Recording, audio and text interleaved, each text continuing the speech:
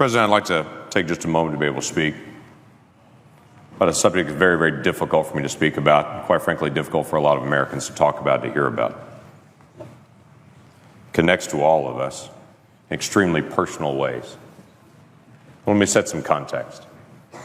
Not long ago, a group of animal rights activists gathered around a research facility that was using animals for their testing.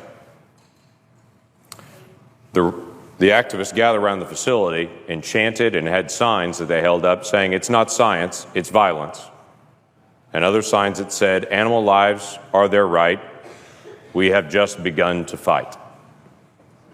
As they protested to protect the lives of the animals that were being used in that facility for research. Now, I understand their frustration there, but let me put it into context of some things that came out this week. We learned that this week, an organization called Planned Parenthood is using children that are aborted and sending the bodies of those aborted children to research facilities, sometimes for sale, different body parts, to be used in research. These are not mice. These are not lab rats. These are children. Children that have gone through the process of a horrific abortion. This morning in an appropriations hearing, the President and I both were in, we had an extensive conversation about the rights of orca whales. And this protracted conversation went on and on that many people also were connected to about the rights of orca whales and the care for them. And then we had a protracted conversation about horse slaughter and how horses would be humanely put down. But in the middle of all that conversation happening today, there were children still being aborted with an instrument reaching into a mother, tearing apart a child, but carefully protecting certain organs because those organs would be valuable to sell. Now, the challenge that we have on this as a nation is, the argument is for that baby, that baby's really not a baby, it's just a fetus, it's tissue.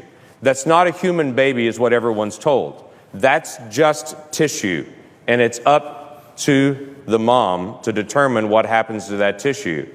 And then on the flip side of it, moments later, they take that tissue and then sell it because it's human organs that are needed for research. You can't say in one moment that's not a human and then sell it for the next moment as a human organ and say now suddenly it is. It was a human all the way through. There was never a time that wasn't a child. There was never a time that wasn't a human. And it seems the ultimate irony to me that we spend time talking about humane treatment of animals being put down, like in horse slaughter, and we completely miss children being ripped apart in the womb and their body parts being sold.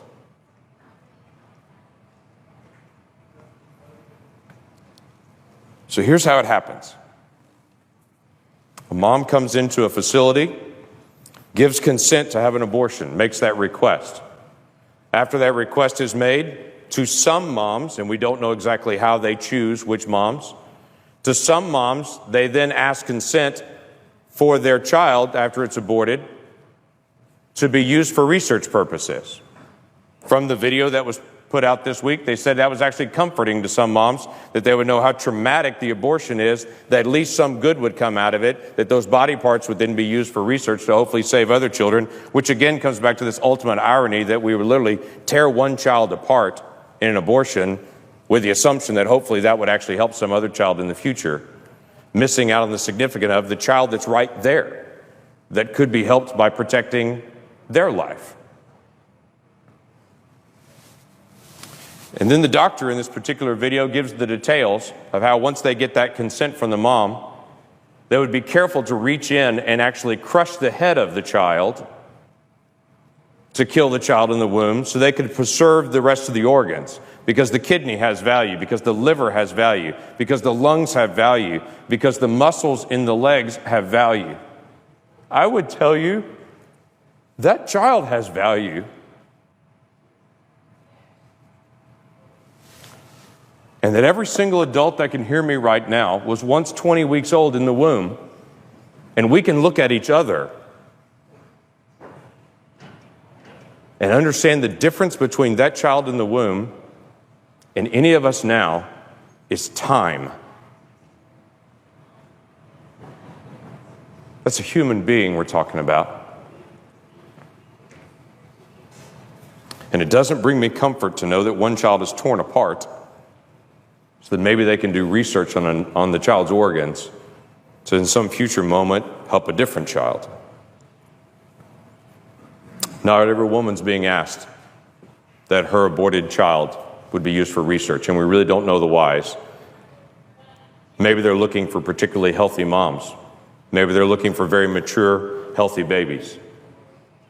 Maybe it's a situation where a particular mom couldn't afford to have the abortion procedure, and so they swap off and say, if you can't afford to have the abortion procedure, maybe we can cover the cost by then possibly selling some of these organs then.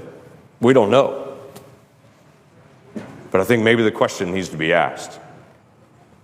Why this Congress would spend time today debating horse slaughter and debating orca whales, but yet we've become so numb to children that the other debate doesn't seem to come up. Maybe we need to start again as a nation, asking a basic question.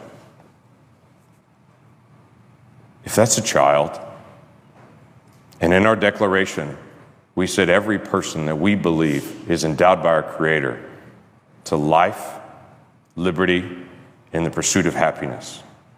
Maybe we need to ask as a nation again, do we really believe that? Let's start with some basic things. How about a child at 20 weeks that we know scientifically can feel pain, cannot have their limbs ripped apart in an abortion?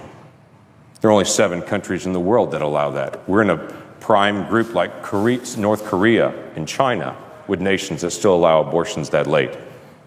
And we should ask that question again. Is that really who we are as America? Maybe we need to ask a question again with Planned Parenthood, who we give $500 million in funding to. But maybe this is not a good idea. And other organizations that serve people all over the country raise their funds separately and don't do it by federal funds. Maybe that's a legitimate question that we need to ask. Mr. President,